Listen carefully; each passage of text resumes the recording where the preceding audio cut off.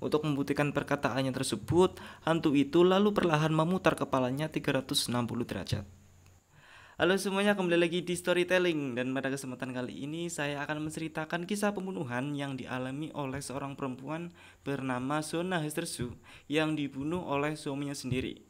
Ada yang menarik dari kisah ini, yang mana arwah atau hantu dari Shona inilah yang sudah mengungkapkan semua kebenarannya. Jadi bagaimana kelanjutan dari kisah pembunuhan ini? Tapi sebelum kita lanjutkan, jangan lupa subscribe agar kalian tidak ketinggalan di video-video saya selanjutnya.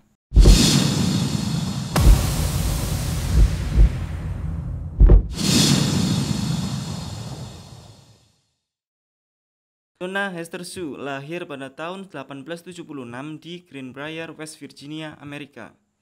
Di umurnya ke-18, Shona memiliki seorang anak dari hasil hubungan gelapnya dengan seorang pria yang tidak bertanggung jawab. Shona hanya tinggal bersama ibunya, dan selama kurang lebih 2 tahun, ibu dari Shona yang bernama Mary Jane Hester menanggung rasa malu karena memiliki seorang cucu tanpa ayah yang jelas. Lalu di pertengahan tahun 1896, Shona bertemu dengan seorang pria bernama Erasmus Tribringtrud atau sering dipanggil dengan Edward. Edward ini umurnya 15 tahun lebih tua dari Shona, dan dia adalah seorang pendatang baru yang bekerja sebagai seorang pandai besi.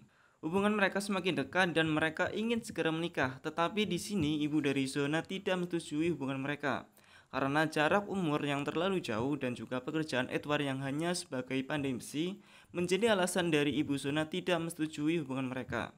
Mary Jane khawatir atau mempunyai firasat buruk tentang hubungan mereka nanti. Meskipun ada protes dari ibunya, Shona yang sudah dibutakan oleh cinta ini tetap menikah dengan Edward, dan mereka melangsungkan pernikahan pada tanggal 26 Oktober 1896. Setelah menikah, Shona tinggal bersama suaminya, dan selama 3 bulan setelah pernikahan, tepatnya pada tanggal 23 Januari 1897, Shona Hestersu ditemukan tewas meninggal dunia di rumahnya sendiri. Orang yang pertama mengetahui ini adalah bocah berusia 11 tahun bernama Andy Jones, yang tidak lain adalah tetangganya sendiri. Saat itu dia disuruh oleh Edward untuk bertanya kepada Shona apakah ada sesuatu yang dibutuhkan dari pasar. Tetapi saat Andy memasuki ke rumah Shona, dia melihat Shona tergeletak di lantai di dekat tangga. Awalnya bocah ini mengira Shona Hestersu ini sedang tertidur di lantai. Lalu Andy melangkah mendekati Shona sambil memanggil namanya.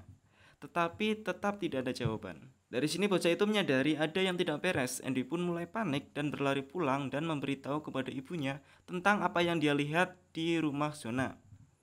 Lalu ibu Andy segera menelpon seorang dokter bernama George Knapp, dan dia juga menghubungi ibu dari Shona. Tidak lama kemudian dokter George datang dan memasuk untuk memeriksa kondisi Shona. Pada saat dokter itu masuk, Edward sudah membawanya ke lantai atas di kamarnya. Dan saat George memasuki kamar itu, dia heran melihat Edward sudah memakaikannya pakaian favorit Shona, yaitu gaun indah dengan kerah leher tinggi dan juga kaku. Edward juga menutupi wajah Shona dengan kerudung yang menandakan bahwa jelas Shona sudah meninggal dunia.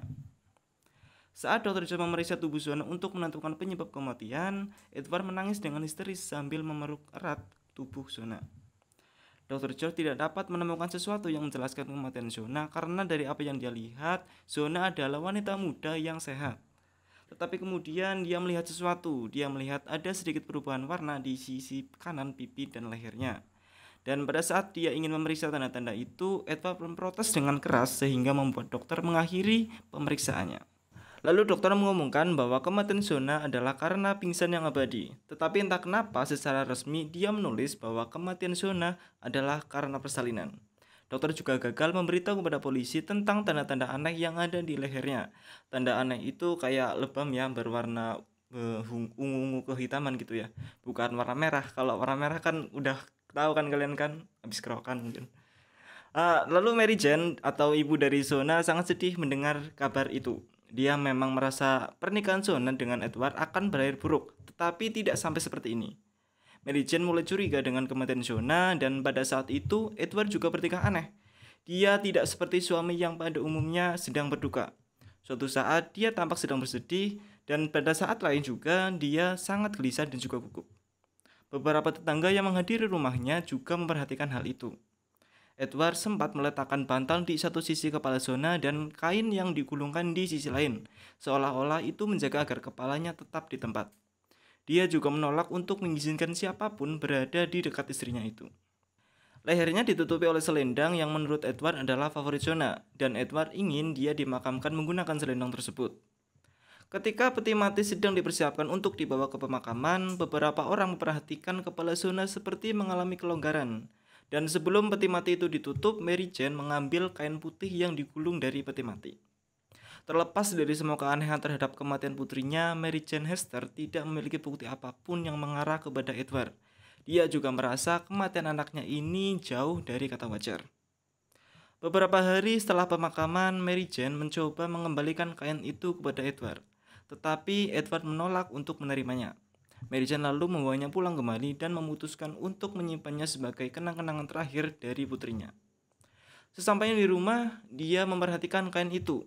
Kain itu seperti memiliki bau darah.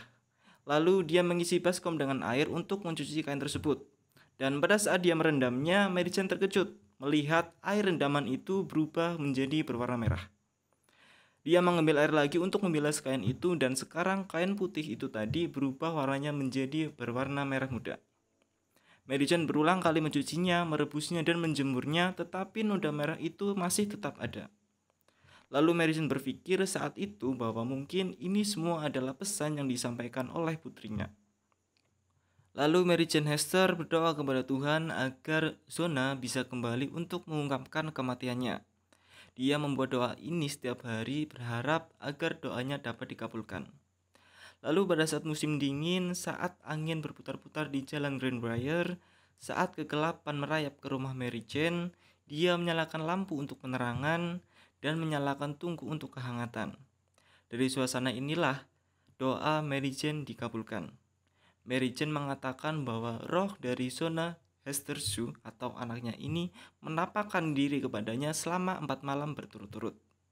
Dan selama kunjungan spektral ini, Zona memberitahu kepada ibunya bagaimana dia bisa meninggal. Hantu Zona menceritakan bahwa Edward adalah seorang yang kejam dan kasar. Lalu pada hari kematiannya, kekerasan semakin parah. Edward marah pada Zona saat dia mengatakan bahwa dia tidak punya daging lagi untuk makan malam nanti. Saat itu juga Edward langsung marah dan mencambuki Zona. Dan dengan sangat kejam dia mencekik serta mematahkan leher Zona yang membuat dia tewas. Untuk membuktikan perkataannya tersebut, hantu itu lalu perlahan memutar kepalanya 360 derajat. Nah, dari sini ya hantu Zona sudah mengkonfirmasi tentang kecurigaan ibunya selama ini.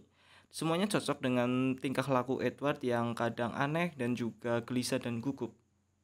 Lalu keesokan harinya Mary Jane membawa ceritanya kepada John Alfred Preston, seorang jaksa penuntut setempat. Preston mendengarkan dengan sabar kisah dari Nyonya Hester tentang hantu itu. Tentu saja seorang jaksa memiliki keraguan tentang cerita itu, tetapi ada sesuatu yang tidak biasa atau mencurigakan tentang kasus ini, dan dia pun memutuskan untuk meneruskannya. Preston lalu memerintahkan agar tubuh Zona digali untuk dilakukan otopsi.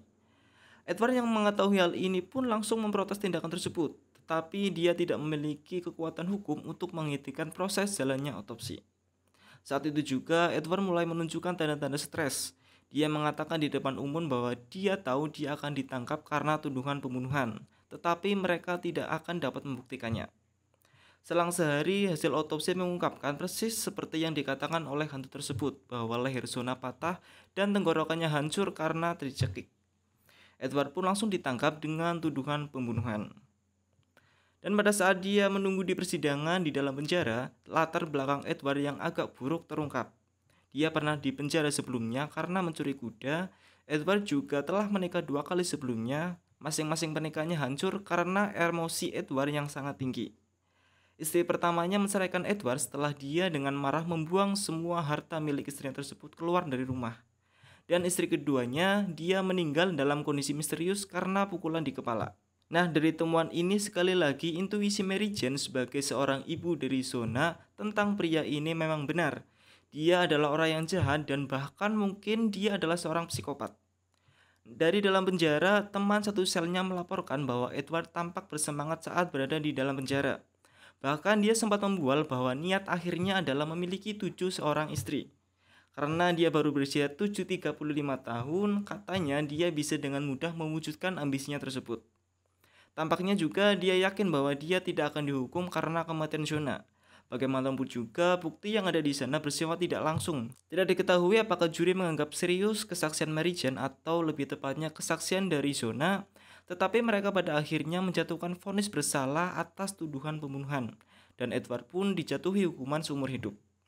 Dan setelah persidangan selesai, kasus ini disebut-sebut sebagai satu-satunya kasus di Virginia yang menerima kesaksian dari seorang hantu.